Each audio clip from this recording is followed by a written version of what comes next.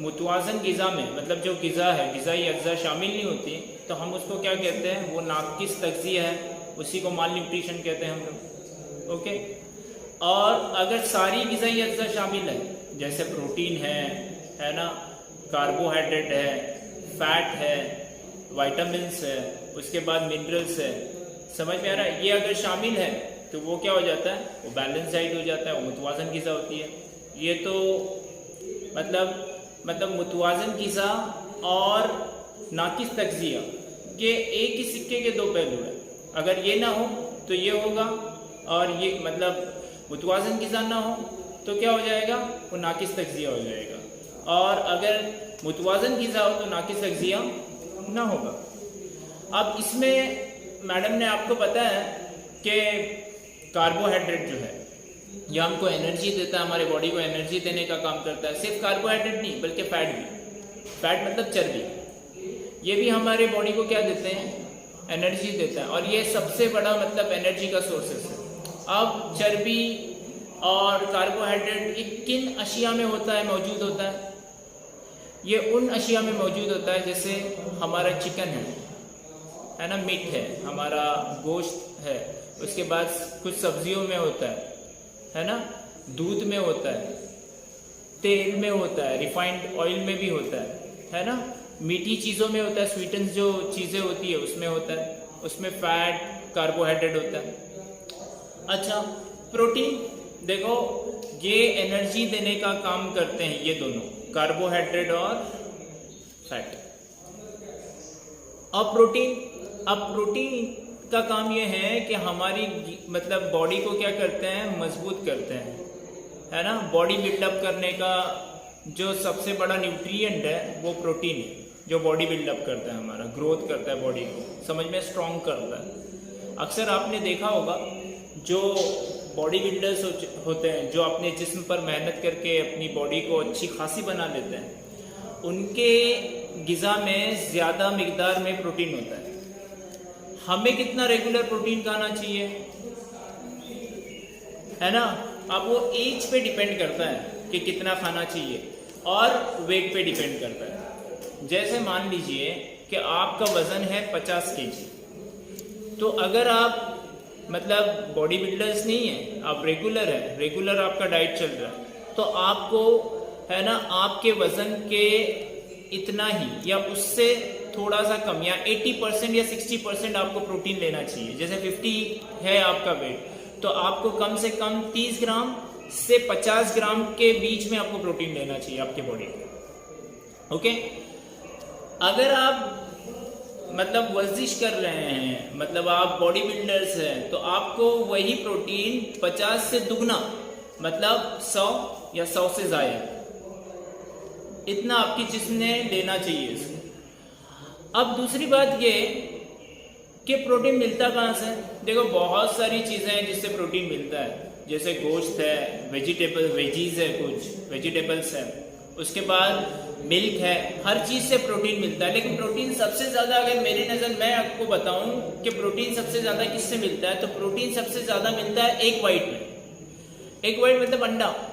योग नहीं खाने का, वो अंदर का जो येलो होता है ना योग, वो नहीं खाना है आपको, जर्दी खाना है ऊपर की। ओके। वो जो योग वाइट मतलब अंडा है, वो अंडा खाना चाहिए। एक अंडा अगर है तो एक अंडे में कम से कम 5 से 6 ग्राम प्रोटीन मिलता है। ओके। तो आप सोच लें कि दिन में कितना खाना चाहिए, और अंडे को हमारे मतलब इसमें शामिल करना ही चाहिए हमारे ग़िज़ा में। मुतवाज़न ग़िज़ा में मतलब जो ग़िज़ा है, ग़िज़ाई अज्जा शामिल नहीं होती तो हम उसको क्या कहते हैं, वो नाक़िस तग़ज़िया है, उसी को माल न्यूट्रिशन कहते हैं हम लोग। ओके। और अगर सारी ग़िज़ाई अज्जा शामिल है, जैसे प्रोटीन है ना, कार्बोहाइड्रेट है, फैट है, वाइटामिन्स है, उसके बाद मिनरल्स है, समझ में आ रहा है, ये अगर शामिल है तो वो क्या हो जाता है, वो बैलेंस डाइट हो जाता है, वो मुतवाज़न ग़िज़ा होती है। ये तो मतलब मुतवाज़न ग़िज़ा और नाक़िस तग़ज़िया के एक ही सिक्के के दो पहलू हैं। अगर ये ना हो तो ये होगा, और ये मतलब मुतवाज़न ग़िज़ा ना हो तो क्या हो जाएगा, वो नाक़िस तग़ज़िया हो जाएगा। और अगर मुतवाज़न ग़िज़ा हो तो नाक़िस तग़ज़िया ना होगा।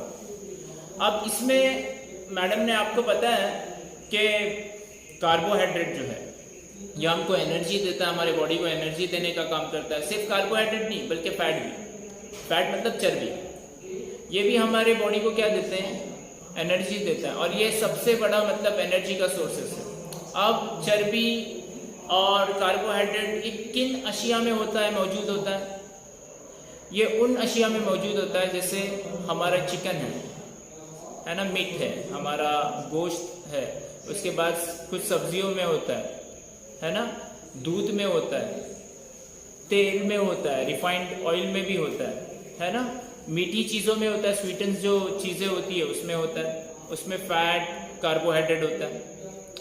अच्छा, प्रोटीन देखो ये एनर्जी देने का काम करते हैं, ये दोनों कार्बोहाइड्रेट और फैट। अब प्रोटीन का काम ये है कि हमारी मतलब बॉडी को क्या करते हैं, मजबूत करते हैं, है ना। बॉडी बिल्डअप करने का जो सबसे बड़ा न्यूट्रिएंट है वो प्रोटीन है, जो बॉडी बिल्डअप करता है, हमारा ग्रोथ करता है, बॉडी को समझ में स्ट्रॉन्ग करता है। अक्सर आपने देखा होगा जो बॉडी बिल्डर्स होते हैं, जो अपने जिस्म पर मेहनत करके अपनी बॉडी को अच्छी खासी बना लेते हैं, उनके गिज़ा में ज़्यादा मिकदार में प्रोटीन होता है। हमें कितना रेगुलर प्रोटीन खाना चाहिए, है ना।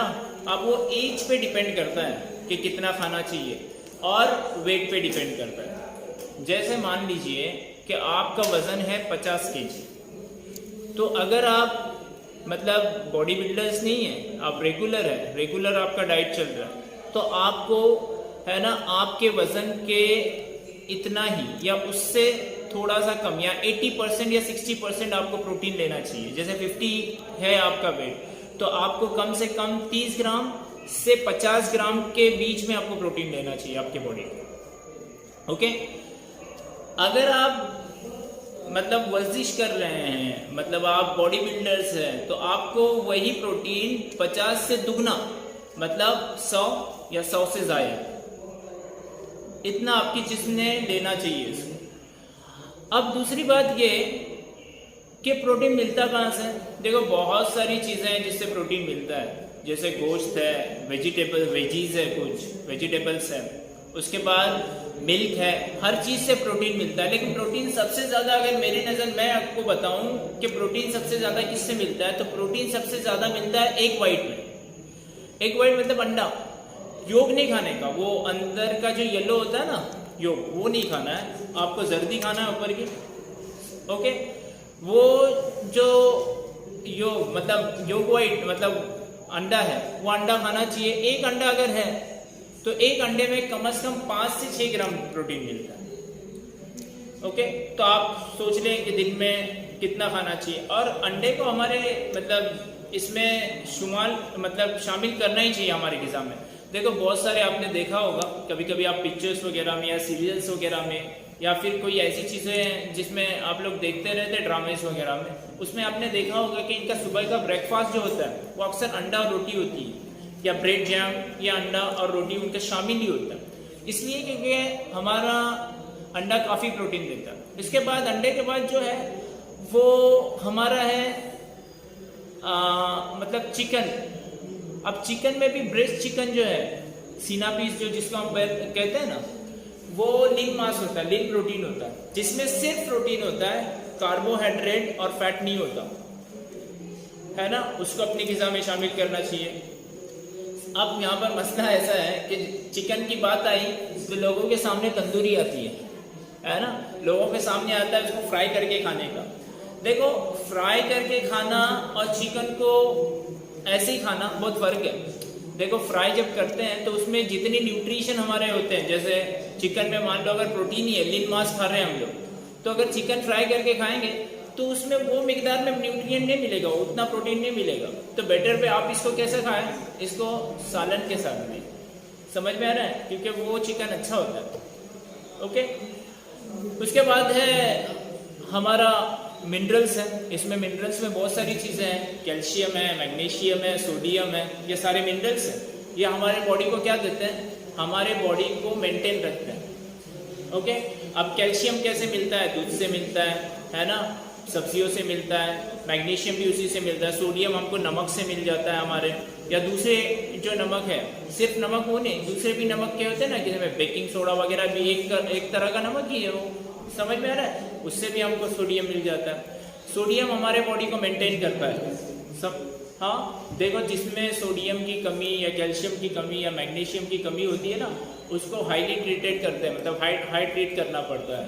वो डिसीजेज जो होती है वो बहुत हाई ट्रीट होती है डिसीजेज। सोडियम की कमी की वजह से ज़्यादा पेशाब होना, मतलब ज़्यादा यूरिनेशन ज़्यादा होता है ना, उसको स्टॉप करना पड़ता है। अक्सर आपने देखा होगा जो डायबिटिक पेशेंट होते हैं हमारे, है ना, वो डायबिटिक पेशेंट में सोडियम की कमी को ज़्यादा महसूस किया जाता है। क्यों? क्योंकि वो डायबिटिक इंसुलिन जब पैनक्रिएटिक नहीं बनाता है, तो पैनक्रिएटिक इंसुलिन नहीं बनाएगा तो सोडियम जो भी लेता है, और सोडियम को कम मिकदार में ही लेना पड़ता है उसे डायबिटीज़ वालों को।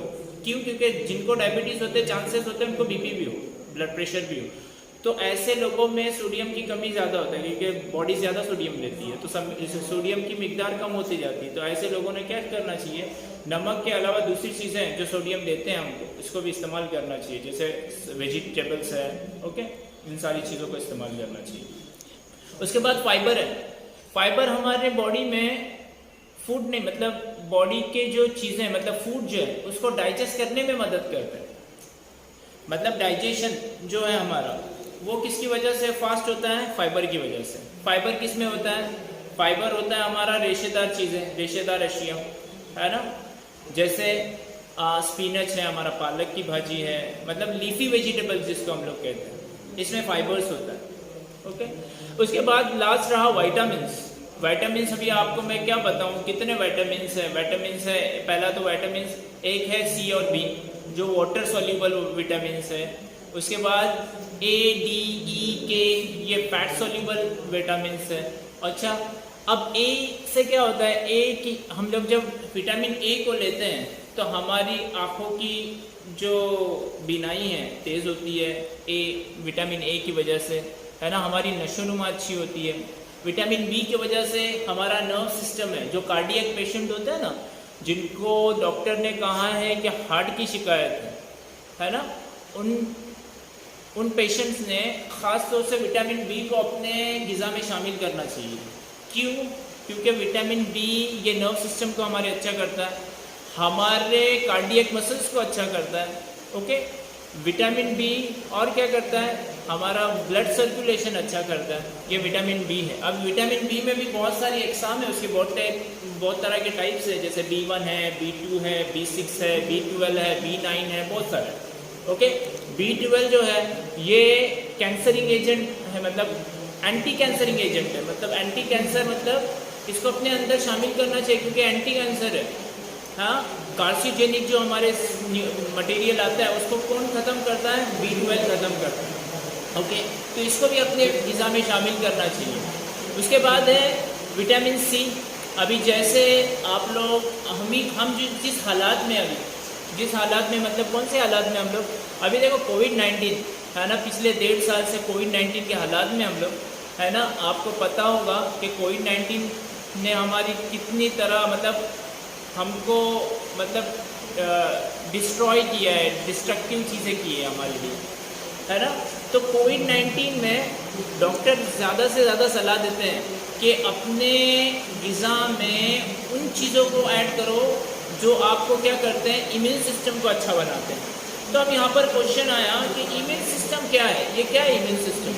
इम्यून सिस्टम वो है जो हमारे जिस्म में होता है, जो बीमारियों को दफ़ा करता है। अब माल न्यूट्रिशन अगर है, समझ में आ रहा है, गैर नाकिस तग़ज़िया है का शिकार है कोई बंदा, कोई फ़र्द नाकिस तग़ज़िया का शिकार है, तो इसका इम्यून सिस्टम बहुत लो होता है। बहुत लो होता है मतलब कोई भी बीमारी उस पर जल्दी से असरअंदाज करती है, ओके। ये ऐसे केस में, मतलब जिसको माल न्यूट्रिशन होता है, तो मतलब जो नाकिस तग़ज़िया का शिकार फ़र्द है उसके लिए। अब इम्यून सिस्टम को बढ़ाने के लिए डॉक्टर बार बार बोलते हैं सिट्रिक फ्रूट्स लो, जैसे लेमन है हमारा, संतरा है, मौसम्बी है, समझ में आ रहा है, लेमन है। इन चीज़ों को अपनी अशिया में, ग़िज़ा में शामिल कीजिए, ताकि क्या हो जाएगा? आपका इम्यून सिस्टम काफ़ी मजबूत होगा। और ये सारे कौन है, ये विटामिन सी वाले है ना, जो थोड़ा सा सिल्विक एसिड हमको देते हैं। ओके, तो विटामिन सी को अपने ग़िज़ा में शामिल करना चाहिए। देखो ये मैडम ने आपको ऑलरेडी बताया, मैं इसलिए बता रहा हूँ आपको ताकि मैं थोड़ा अलग अंदाज में हो जाए। ओके, और इसी पे बच्चे ने पहले ध्यान नहीं दिया होगा, जब मैडम कहती होगी यहाँ वहाँ ध्यान होगा आपका। मैं इसलिए बता रहा हूँ क्योंकि इस पर क्वेश्चन हम लोग क्विज में करने वाले हैं, ताकि फिर से आपका क्या हो जाए, यादा हो जाए, है ना, इसलिए मैं कह रहा हूँ। उसके बाद विटामिन डी है, हमारे बोन्स को मजबूत करता है, हमारे टीथ को मजबूत करता है। ओके, उसके बाद विटामिन ई है जो हमारे है ना ब्लड सर्कुलेशन है, विटामिन ई है ना ब्लड सर्कुलेशन को। उसके बाद लास्ट है विटामिन के। विटामिन के क्या करता है, ब्लड क्लॉट को अच्छा करता है, हमारे ब्लड को क्या करता है, क्लॉटिंग को मजबूत करता है विटामिन के। ये सारा विटामिन के बारे में हो गया, सारा फाइबर के बारे में हो गया, सारा कार्बोहाइड्रेट के बारे में हो गया, सारा प्रोटीन के बारे में हो गया, है ना। मैंने आपको सारी चीज़ें बता दिया। अब इनका हमारे ग़िज़ा में शामिल होना ज़रूरी है। आजकल हम देखते हैं, और ये हमारी गलतफहमी है। क्या गलतफहमी है, हमारी गलतफहमी है कि हम लोग बच्चों को, छोटे बच्चे हैं, बच्चों को चॉकलेट दें, बच्चों को क्या दें, है ना, नूडल्स दें, बच्चों को फ्राइड चीज़ें दें, पैकेज फूड दें, इंस्टेंट फूड जैसे मैगी है, ये भी इंस्टेंट, ये एक तरह का इंस्टेंट फूड है। उसके बाद पैकेज फूड है, जैसे वेफर्स वगैरह है, ये है पैकेज फूड, है ना। हम लोग ये बच्चों को देते हैं, चॉकलेट देते हैं, और ये हमारी गलतफहमी या खुशफहमी है ये हमारी, कि हम समझते हैं कि सारा ही चीज़ें इसने ये खा लिया, बस इसका पेट भर गया। देखो, पेट भरना और मुतवाज़न ग़िज़ा, है ना, तवानाई का मिलना और मुतवाज़न रहना, ये अलग चीज़ है। देखो, कोई भी चीज़ आप लोग खा लेंगे तो आपको एनर्जी तो मिल जाएगी, तवानाई तो मिल जाएगी, लेकिन वो आपके जिस्म के लिए फ़ायदेमंद है क्या, मुतवाज़न मतलब ग़िज़ाई अज्जा प्रोवाइड कर रहे हैं क्या आपको, ये भी देखना ज़रूरी है ना। ये सारे जो जंक फूड, मैडम ने आपको पहले ही कहा, जंक फूड मतलब फ्राइड चीज़ें, चॉकलेट्स वगैरह, ये सारी चीज़ें, नूडल्स आजकल तो फेमस है, चाइनीज़ हम लोग खाते हैं, है ना। हमारे बच्चे भी उसके बहुत शौकीन होते हैं, टेस्टी तो लगता है, वो टेस्ट के लिए ठीक है, लेकिन कैसा है, उसमें वो सारी चीज़ें नहीं मिलती जो हमारे जिस्म के लिए ज़रूरी है। तो इनसे क्या करना चाहिए, परहेज करना चाहिए, है ना। ओके, मैं एंटी चाइनीज़ कैंपेन नहीं चला रहा हूँ, हाँ, मैं आपको एक बता रहा हूँ। नहीं तो बोलेंगे सर ने बोले चाइनीज़ नहीं खाना चाहिए, और खुद सर चाइनीज़ के जगह पे खड़े थे, ऐसा नहीं, एंटी कैंपेन नहीं चला रहा हूँ, मैं एक बता रहा हूँ। कभी शौकीन मतलब शौकिया तौर पे खा ले तो मसला नहीं है, लेकिन ज़्यादा ना खाए, है ना, रेगुलर उसी पे, ये भी चीज़ बहुत गलत है। तो है ना, ये सारे जंक फूड को अवॉइड कर। आपको देखो, मैं आपको एक सलाह देता हूँ अपनी तरफ से, आपको अगर चाइनीज़ ही खाना है आप घर में बना लें, मसला नहीं है ना। आपको अगर कुछ ऐसी चीज़ें हैं, पिज़्ज़ाज़ है, बर्गर्स है ना, तली हुई अशिया है जो हम लोग अक्सर रमज़ान में खाते हैं, और बाद में रमज़ान के बाद हमारा 6-6 किलो बढ़ा हुआ रहता है। ओके, ये सारी चीज़ें आपको खाना ही है, तो आप लोग मॉर्निंग में खाएं, सुबह में खाएं, है ना। शाम में इन चीज़ों को ना खाएं, क्योंकि ये शाम में जब जो ज़्यादा खाता है, अक्सर शाम में हम लोग इसको खाते हैं और काफ़ी वफर मिकदार में खाते हैं, तो होता क्या है, ये बल्कि ओवर न्यूट्रिशन होता है।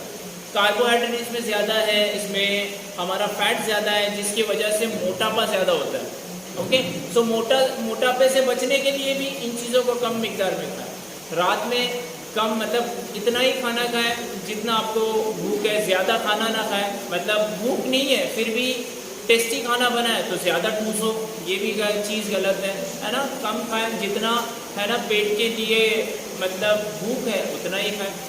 तो ये सारी चीज़ें हैं, मैंने ओवर न्यूट्रिशन के बारे में बताया कि बहुत ज़्यादा खाना, कार्बोहाइड्रेट और फैट को अपने ग़िज़ा में ज़्यादा शामिल करना, ये क्या है, ये सारी चीज़ें ओवर न्यूट्रिशन की तरफ हमको लेके जाता है। ओबेसिटी जिसको हम लोग कहते हैं मोटापा, है ना, तो मोटापे को तो मैं आपको सजेस्ट करूँगा, आपको खाना है तो सुबह में खाएं, नाश्ते में अपने है ना इसको इंक्लूड करें। बर्गर खाना है सुबह में खाएं ना, मसला नहीं है, लेकिन रोज़ाना नहीं तो रोज़ाना सुबह में खा रहे हैं और मोटापा फिर से गेन कर रहे हैं। ओके, ये सारी चीज़ें हैं, मुझको यही बताना था, है ना।